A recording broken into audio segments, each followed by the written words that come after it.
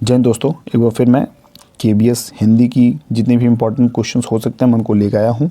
इसी क्रम में हम फिर कारक चिन्ह से रिलेटेड प्रश्न को देखेंगे।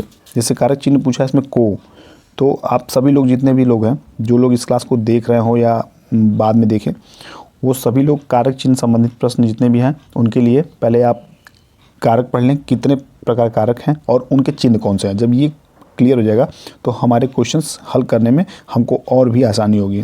जैसे को है तो को कर्ता ने कर्म को, तो यहाँ पे थर्ड ऑप्शन जो है कर्म, तो इस तरह ये कर्म जो है सही हो जाएगा क्योंकि कर्म कारक का चिन्ह होता है को।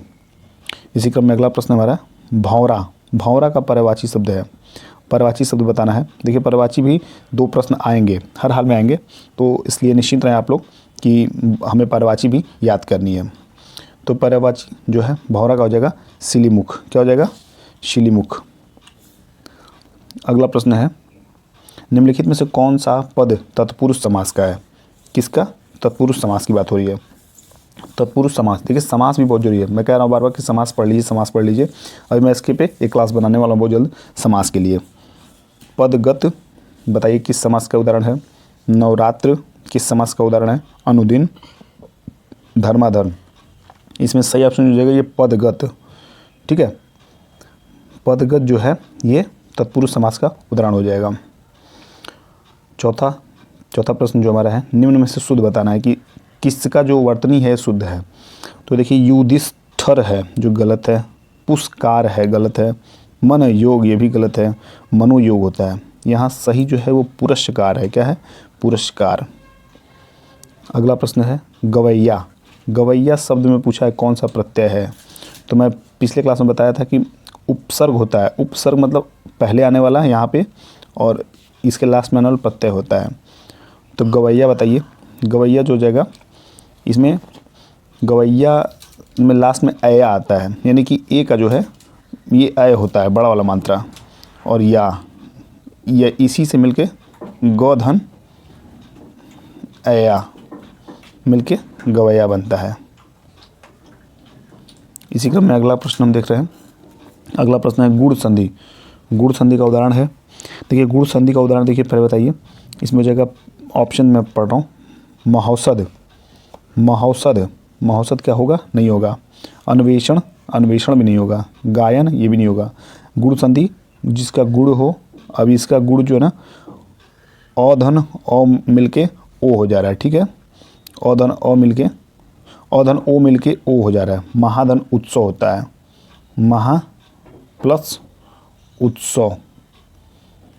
तो यहाँ पे आ का मात्रा और यहाँ पे ऊ का मात्रा, तो इसको मिलाएंगे तो हम ओ हो जाएगा। तो इसी पे हम गुण संधि प्राप्त करते हैं और यही गुण संधि हमें दिख रहा है, इसलिए चौथा ऑप्शन जो है सही हो जाएगा। अगला प्रश्न है अध्यापक ने कक्षा में गणित की परीक्षा ली। वाक्य है। अब वाक्य में क्या है? कर्मवाच्य है, कृत्यवाच्य है, भाववाच्य है, क्या है? इनमें से हमें यही बताना है। तो जब भी ऐसे प्रश्न आएंगे तो इसको देखते हैं हम। देखिए अध्यापक ने कक्षा में गणित की परीक्षा ली, तो इसमें क्या है? इसमें कर्मवाच्य है, इसमें कृतवाच्य नहीं है, इसमें कर्मवाच्य है।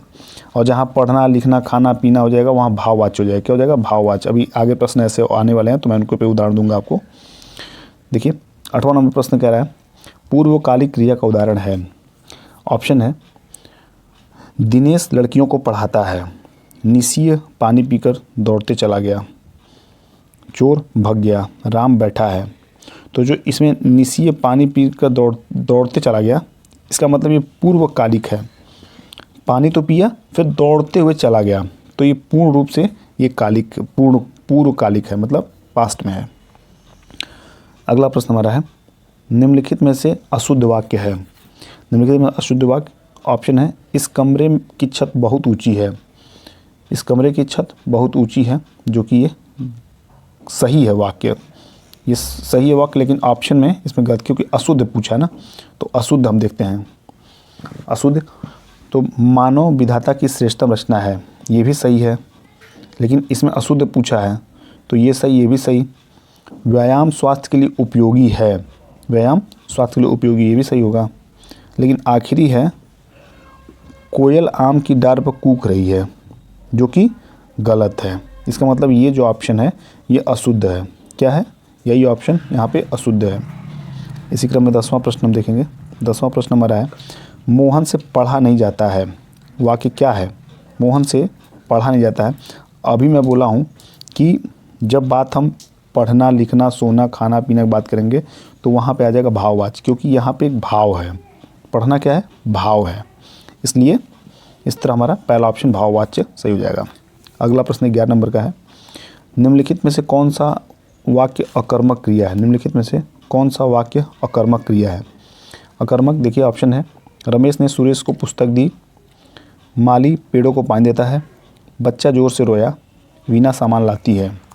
तो इसमें जो बच्चा ज़ोर से रोया हो जाएगा ना, बच्चा ज़ोर से रोया, यही है, यानी कि रोना, हंसना, ये सब क्या है? अकर्मक क्रिया है, अकर्मक है। तो इस तरह हमारा जो ऑप्शन हो जाएगा 3rd नंबर सही हो जाएगा। 12वां नंबर हमारा प्रश्न है, 12 नंबर पे देखिए क्या है। इसमें 12 नंबर पे दिया हुआ है, निम्न में से शुद्ध वर्तनी वाला शब्द का चयन कीजिए। देखिए आशीर्वाद जो है ना, ये बहुत ज़्यादा मतलब कंट्रोवर्सी शब्द है, क्योंकि आप कई चौराहे पे से गलत लिखा हुआ पा जाएंगे, ट्रक के पीछे लिखा हुआ गलत पा जाएंगे। तो इस पर बहुत ज़्यादा ध्यान देना है कि आशीर्वाद क्या सही लिखा है, हम कैसे लिख सकते हैं, क्या हर जगह लिखा सही मिलता है नहीं मिलता है। तो ये जो आशीर्वाद है ना, ये गलत है, क्योंकि इसमें स की मात्रा छोटी है, इसमें स की मात्रा बड़ी है, लेकिन र यहाँ पर लिख दिया पूरा। इसमें स की मात्रा छोटी है, इसलिए भी गलत। ये तीनों गलत हो गया। और बच रहा हमारा चौथा, जो कि बिल्कुल सही है। अभी कहीं कहीं हमें लिखने को ऐसे मिलता है आशीर्वाद, ये यहाँ पे मिलता है र, ये जो मैं लिखा हूँ यहाँ पे र, यहाँ र मिलता है, जो कि ये गलत होता है। हमेशा र की मात्रा व के ऊपर रहेगी। ठीक है, तो इस तरह इसका सही ऑप्शन 4 हो जाएगा। 13 नंबर है, देखिए 13 नंबर बहुत ही इंपॉर्टेंट क्वेश्चन है। ये प्रश्न जो है गोदान से पूछा गया है। होरी जो था ना, होरी एक कैरेक्टर रोल प्ले था मुंशी प्रेमचंद के उपन्यास का। तो ये किसका कैरेक्टर पूछा गया, किसका है? तो ये गोदान का होगा। किसका होगा? गोदान। गोदान में ही होरी रहता है। जब आप गोदान पढ़ेंगे या गोदान को आप यूट्यूब पे देखेंगे तो आपको इस कैरेक्टर के बारे में पता चल जाएगा। अगला प्रश्न हमारा निम्न में से कौन सा बहुब्रीहि समास है? बहुब्रीहि समास जो होता है, देखिए बहुब्रीहि समास का उदाहरण जो है, इसमें सीधा सा बता दें कि बहुब्रीहि समास में पहला और दूसरा पद को छोड़ के कोई तीसरा पद प्रमुख हो, उसको हम बहुब्रीहि समास कहते हैं। यानी कि किसी भी शब्द का अगर सेंस कुछ और है तो उस कंडीशन में वो बहुब्रीहि समास होगा। जैसे त्रिकाल जो होगा ये द्विगु हो जाएगा, यथासंभव अव्ययीभाव हो जाएगा, भरपेट अव्ययीभाव। लेकिन यहाँ पे जब नीलकंठ की बात आ रही है, नीला है कंठ जिसका, इसका मतलब शंकर भगवान की बात हो रही है, नीलकंठ। तो यहाँ पे ऑप्शन आ जाएगा बहुब्रीहि समास का। 15 नंबर हमारा क्वेश्चन है, गीदड़ का स्त्रीलिंग क्या होगा? गीदड़ का स्त्रीलिंग गीदड़िन नहीं होगा कि होगा? बताइए आप सभी लोग। गीदड़िन नहीं होगा, गीदड़ी नहीं होगा, गीदड़ी ही होगा। सॉरी दोस्तों, माफ़ करिएगा, गीदड़िन नहीं होगा, गीदड़नी नहीं होगा, गीदड़िया नहीं होगा, इसमें गीदड़ी होगा। क्या होगा? गीदड़ का फीमेल होगा गीदड़ी। इस तरह हमने इम्पॉर्टेंट हिंदी के जो क्वेश्चन हो सकते हैं, जो आए हुए हैं या फिर जो आएंगे, उनको हम देखें। इसी क्रम में अभी और भी सीरीज़ आनी बाकी है। कम से कम इसकी मैं 50 से 55 सीरीज़ या 60 सीरीज़ में आपके सामने लेकर आऊँगा।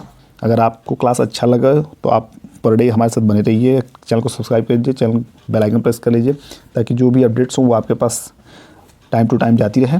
और आप क्लास के साथ बने रहिए चैनल पे। फिर मिलते हैं अगले क्लास में, तब तक के लिए बाय बाय, टेक केयर।